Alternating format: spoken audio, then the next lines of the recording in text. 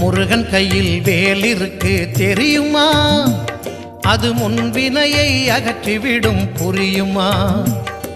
முருகன் கையில் வேல் இருக்கு தெரியுமா?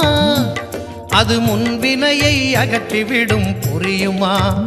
வேலை வணங்கி வந்தால் கிடைக்கும் பலன் கொஞ்சமா?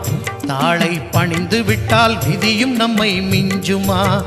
வேலை வணங்கி வந்தால் கிடைக்கும் பலன் கொஞ்சமா? தாளை பணிந்து விட்டால் விதியும் நம்மை மிஞ்சுமா? அந்த முருகன் கையில் வேல் இருக்கு தெரியுமா? அது முன்வினையை அகற்றிவிடும் புரியுமா?